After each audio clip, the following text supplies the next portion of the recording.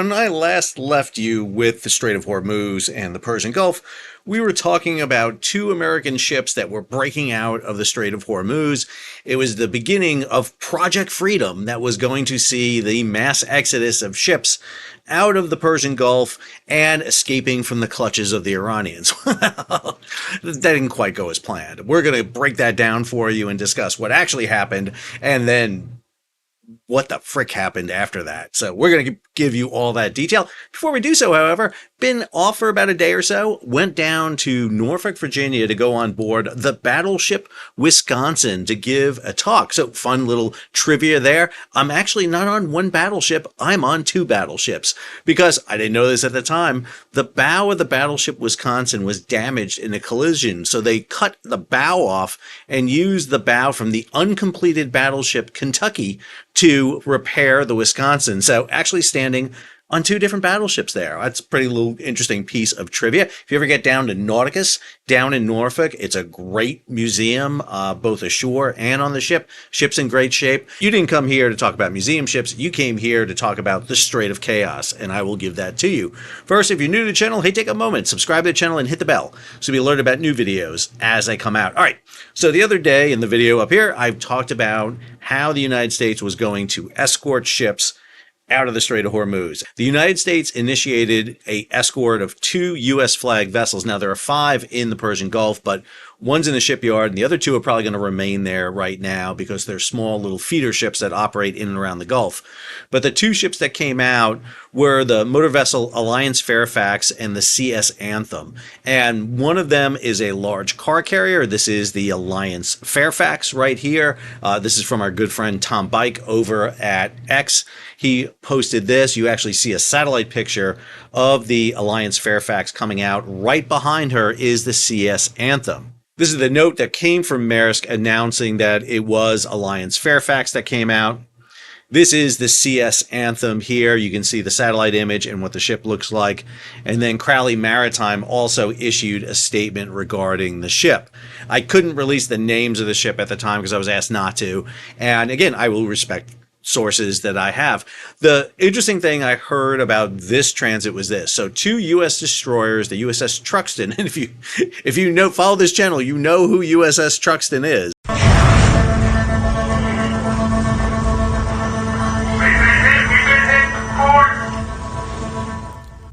We have an update on the collision between USS Truxtun and the USNS Supply. Yeah, we did a couple of episodes on the Truxtun down in the Caribbean. Now, Truxtun has since deployed over to the Middle East. She underwent repair, even though that looked more dramatic than it was. It was a bump up against USNS Supply, so the ship got enough repairs to be able to head out there. She's actually scheduled to go into a much longer repair period. It just got awarded last month. She's going to be going into NASCO in Norfolk for repair. But the Truxtun and the Mason, another destroyer that's actually been on the channel before, Mason was involved in the Red Sea operations. Both Truxtun and Mason made a deployment into the Persian Gulf to provide escorts for Alliance Fairfax and CS Anthem to come out. Now, as I noted in that video, the ships had embarked SSOs on board, strategic sealift officers, who acted as tactical advisors, TACADs. The ships operated under NCAGs, the Navy Control of Shipping Group, and more importantly, they had embarked Marines on board and air cover provided by both by U.S. Navy, F-35s specifically, and also from the U.S. Army with the 82nd Airborne on shore providing AH-64 Apaches overhead. And the ships were able to fight their way out. There was some argument that this was part of an exchange because the U.S. gave the Tuska, that was the vessel they fired at, out in the Arabian Sea back in mid-April, because they were handing that over to the Pakistanis, that this was some sort of exchange. It wasn't, because the environment in which the Alliance Fairfax and CS Anthem went out was not an exchange. I mean, you're not shooting at each other during an exchange.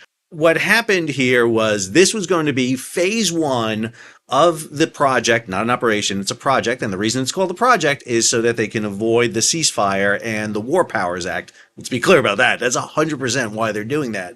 This was meant to start the initiation of what was going to be more ships coming out. Now, to do that, they had to be prepared for that. You had to put TACADs, these tactical advisors, on board the ships with their secure communications along with Marines to provide security from them. And it's not clear that that was done, because almost immediately after those two ships came out, we got this notice. Trump calls off Project Freedom, Hormuz shipping operation as Iran talks advance. So in a social media post, President Trump said the decision followed requests from Pakistan and other countries and cited both recent U.S. military operations against Iran and diplomatic progress with Iranian representatives. All right, I don't know how much I buy any of this, to tell you the truth. It is confusing as crap, the amount of information that comes out on social media from the president. But let me be clear about what I've figured out and what I've heard from those involved in this operation. So what we saw and what you're going to see here is after those two vessels came out, there were a rash of attacks against shipping. It's the most protracted attacks against shipping we've seen in a long time. Some of those shipping attacks originated from shore.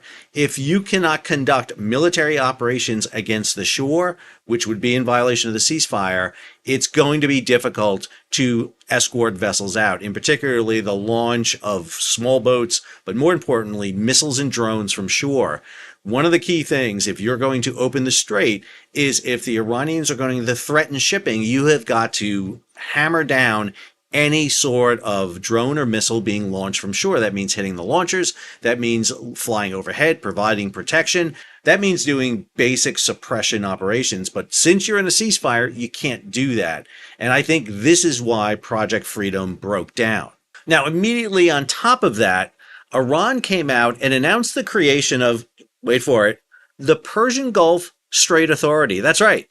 The PGSA, the Persian Gulf Strait Authority, exists within these two boundary lines bordering on each side of the Strait of Hormuz. What the Iranians are trying to do is set up something akin to the Suez Canal Authority or the Panama Canal Authority.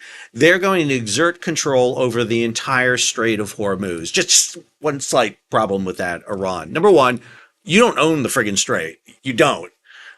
Even if you claim 12-mile territorial limits, you don't own the strait because you split it with Oman, and the vast majority of the strait, especially where the divider is, it's in Omani waters, not Iranian waters. Now, Iran makes the argument that they don't abide by Western laws and Western rules, so things such as the UN Convention of the Law of the Sea 1982 or the previous one in 1958, which is fantastic. Then you're operating under the laws of the sea that said your territorial limits is not 12 miles, it's 3. It's the range of a cannonball. But I should note that the Persian Gulf Authority is in full force. I mean, they're even issuing forms. I mean, if there are forms associated with it, this has got to be a real life thing. I mean, they want you to fill out documentation. There's even a WhatsApp number that you can call to make arrangements to go through. I mean, I don't know what's more important than that. However, there is a problem because based on the dividing line of the Persian Gulf Strait Authority, the UAE is not going to be happy with this. Mainly because two major eastern ports in the United Arab Emirates, Fujairah and Khor Fakkan, both fall within that area. And I don't think that you really want your major export ports heading out to the ocean to be under the control of the Iranians if you're the UAE. Now, one of the things that has happened is because of Project Freedom, the UAE ports came under attack, and particularly Fujairah with that terminus of their pipeline. Hey, it's not just the Iranians claiming, hey, we have new authority in the Straits. The U.S. kind of did it too with the creation of their channel. We talked about this in the last episode also, that the U.S. was announcing the opening of a new channel through the Strait of Hormuz. So the original one is this one here in red. This is the approved channel through the center of the strait. The northbound one here is the channel you take from east to west. It's the inbound lane. The southern one is the outbound lane. Well, the Iranians have created these new lanes, the blue ones. This is the Ayatollah. This is the toll booth that they run through. The inbound lane takes you closest to shore to Iran between Qishim and Larak Island. And then the outbound one takes you just south of Larak. Well, the U.S. in their latest announcement when they initiated Project Freedom was the creation of the southern lane. This goes just north of Oman and just south of the traffic separation scheme. And they use this lane for two reasons. They have swept this with uncrewed underwater vehicles so that it is free of mines, and mines are becoming a bigger issue. More people are talking about them, and we're going to discuss that. Plus, that lane was used the other week when 6 cruise ships came speeding out of there under what I'm going to say are the bravest Captain Steubings in the entire fleet out there. I mean, that was gutsy right there. I salute you, captains, taking out. So the U.S. is going to use that southern channel. The problem is that after the 2 U.S. ships went in, ships that tried to use the southern channel ran into some problems. Now, the other issue going on concurrently here is the U.S. blockade. This comes from MT Anderson over on X. This is a snapshot that caught several American, this is not all of them, but caught several of the American ships on satellite on patrol. So here you have the Abraham Lincoln. You have an Arleigh Burke-class destroyer with them. You have the USS New Orleans, a San Antonio-class LPD. It's one of the 3 ships in the Tripoli ARG.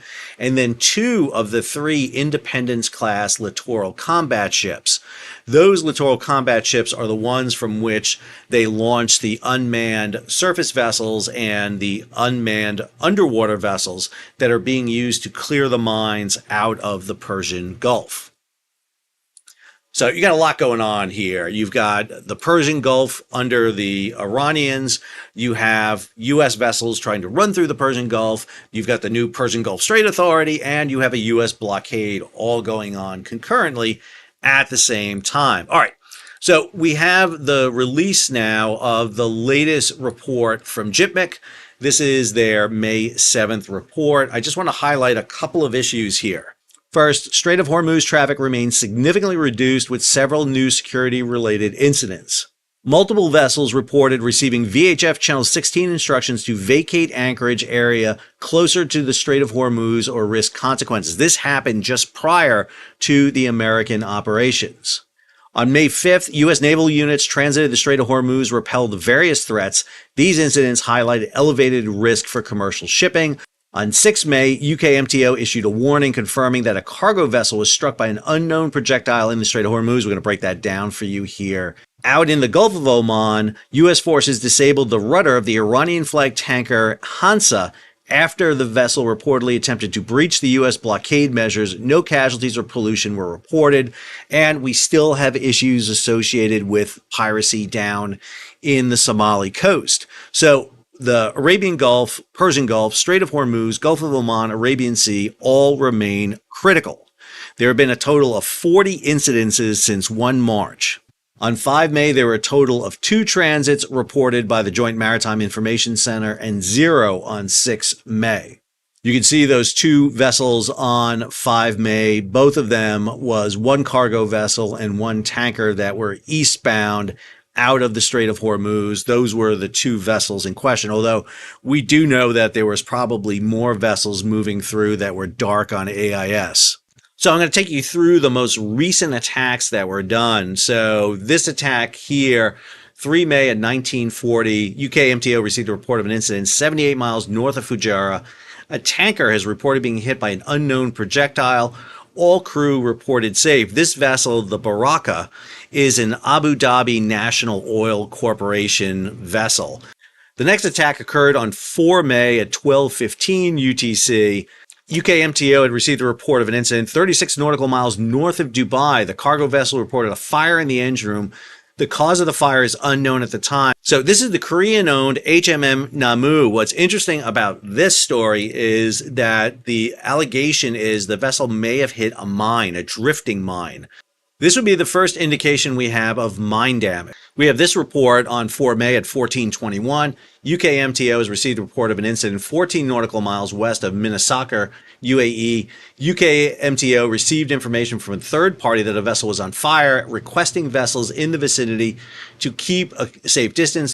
Cause of the fire had not been verified. So this may be the JV Innovation. This is a Marshall Islands flag tanker that is out in that area. The ship is actually a Chinese-owned vessel, a PRC-owned vessel, something we have not seen before. And then the most significant attack we had was this one on 5 May at 18:30. A verified source reported a cargo vessel has been struck by an unknown projectile We believe this is the CMA CGM San Antonio.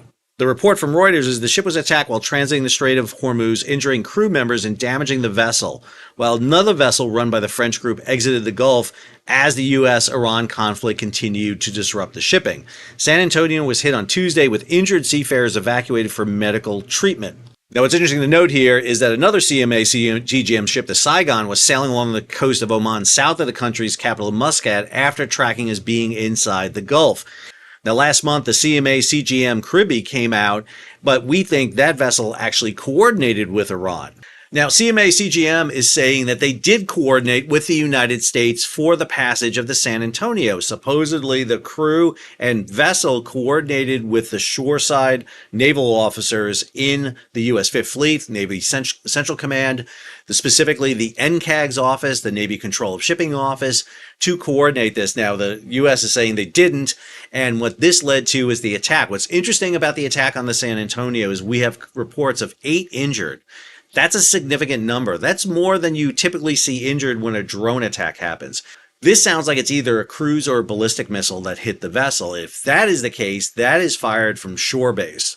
And this is the issue we were getting into, that if you do not have air cover up and being able to hit Iran directly, you are just creating a hazard out there for the ships. And this may have contributed to why Project Freedom has broken down. CENTCOM released this on May 6. U.S. forces operating in the Gulf of Oman enforced blockade measures by disabling an Iranian-flagged unladen oil tanker attempting to sail toward an Iranian port at 9 a.m. Eastern Time, May 6. CENTCOM forces observed motor tanker Hasna as it transited international waters en route to the Iranian port on the Gulf of Oman. American forces issued multiple warnings and informed the Iranian-flagged vessel it was in violation of the U.S. blockade.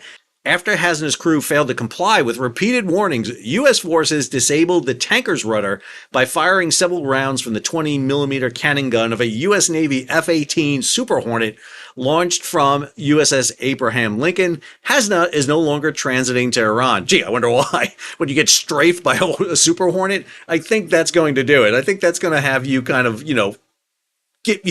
kind of heave to and wait to be boarded. I do have a couple of questions here. Fortunately, Hasna was unladen. This is actually an image of her, but this is her fully loaded. The area they were targeting is right here at the stern. Tankers are really good for this because they tend to have very large, all their machinery is kind of aft of the house here. All this up forward is tank space. And right here would be the after steering compartment. You would have the deck up here for mooring lines. Down below, you would have the steering motors and then the rudder projecting through the bottom of the vessel hanging down. You tend not to hit the rudder. That's not what you're shooting for. What you're shooting for is the steering compartment. And you're going to basically ventilate the steering compartment and turn off the hydraulic motors. Did we not have ships out there that could stop the Hasna? Well, I mean, we already saw in the case of Tuska, the USS Spruan shot some inert 5-inch shells, first across the bow and then into the vessel. Are there no U.S. ships close by to this? Now, again, it's a big ocean. There's a lot of movement there. Did the ship come into an area where the U.S. could not get there fast enough to do it? I don't know. Hasna was last seen about 2 weeks ago on AIS off the coast of Sri Lanka. So obviously the vessel was being monitored. I think a boarding would have been appropriate. We've got an amphibious ready group out there. We've got the Boxer amphibious ready group coming into the area. One of the things I think is happening is this. Some of the ships that were on escort duty, Truxton and Mason, for example, are up in the Persian Gulf. And there's probably more vessels further up in the Gulf of Oman. So you've probably pulled some forces off blockade duty for Project Freedom. And that's kind of thinned out the American forces on blockade duty. And that's why you had to sortie an F-18 to go do this. Again, this is completely a little bit out of my area. I'm not an aviator at all. And, I defer to people like Ward Carroll and those who know this much better than I do for that aspect. But to me, shooting out the rudder on the ship is a bit much. But obviously effective because they stopped the vessel. The problem with it is now you have a ship without a rudder. And I got to tell you, a big empty supertanker wallowing out in the ocean with no rudder is a pain in the ass to deal with. You're going to have to tow it somewhere. It's going to be a big problem. All right. U.S. and Iran are edging toward war deal as Hormuz talks advance. So again, we keep hearing this over and over again. And I think one of the clear things you get out of Project Freedom is the U.S. is not going to be able to force its way in and out of the strait. I mean, they can force their ships through. I mean, they get their ships in, they get their ships out. But for the 900 ships that are trapped in there, I don't think this is the solution. I just don't. Based on the attacks against shipping we just saw, I don't think this is going to be the solution. Plus, I don't think the commercial firms are going to be really signing up for this and doing it.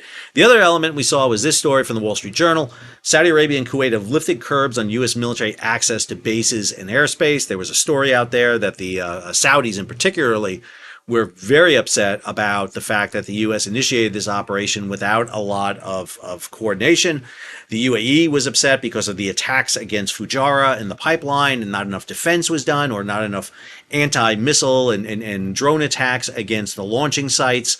It is very hard to fight the ships through the strait when you're in the middle of a ceasefire, because there's not a ceasefire going on. We're shooting each other. We just shot at a tanker with an F-18. Guaranteed, by the way, that aviator on the side of his plane has a tanker on there. I guarantee you. This is a great story. I'm going to have the link in the show notes for you. Reuters.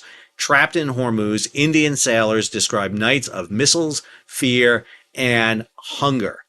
Quote, around 10 to 20 missiles struck every night. No one could sleep. This is from a Indian sailor, Tithi Shiranjevi. I don't know if I said that right. I apologize if I didn't get that right.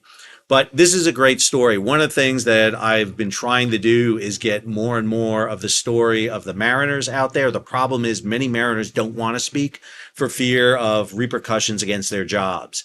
So it's very difficult. I am appreciative of the mariners who reach out for me. I will never divulge who they are, what ships they're on, because your anonymity is safe with me. I will never, ever do that. I will blur it enough so that no one's going to figure out who it is. But I've been talking to quite a few mariners here over the past week. And first off, hats off to those of you still stuck in the Persian Gulf. Again, going on week 10 here. This is a long time. For those of you that have come through the strait the past week or so, it was both harrowing and trying for all of you. This is what, merchant mariners do. We sign up for these jobs. We're defenseless. We count on others to defend the ships. Don't get me wrong, give us a gun, we'll defend ourselves, but that's not what we're signed up for. Very, very happy that Alliance Fairfax and CS Anthem are out. I mean, I had people question me on that too. And just to be clear, I will usually not say anything unless I've got pretty good evidence on it. And when I posted that the other day, I knew it. I had it. I had 100% had it. There was no doubt in my mind about that. I had it from multiple sources, multiple places. But when people sit there and say, show your sources, first of all, I'm not a journalist. I don't have to show my sources. Second of all, I had sources, and I will hold them because they asked me to hold them. And one of the things I hope I've done over the course of 5 years of this channel is earn some trust from those of you that are viewing with me. Those of you who watch me long enough know when I get something wrong, and I do, I admit it. I don't sit there and try to blow smoke. I try to tell you exactly what I know, and things I don't know, I will admit to. Mines are a perfect example. I said from the very beginning, I did not think mines were laid in the strait. And I don't think mines were in the strait in the very beginning. I think the mining operation, as we will find out, was done much later. And now that we know that there are mines in, you act differently. But as I noted at the time, you don't have to lay any mines. Just the threat of mines is enough to cause problems. I think this escalated to the point where the Iranians decided to mine the strait and force the ships up into their waters. And that's when it probably happened. I hope you enjoyed today's episode. If you did, hey, take a moment, subscribe to the channel and hit the bell so be alerted about new videos as they come out. Leave a comment, share it across social media, and if you can, support the page. How do you do that? We give it a big thumbs up. You can hit the super thanks button down below or head on over to Patreon and become a monthly, yearly subscriber.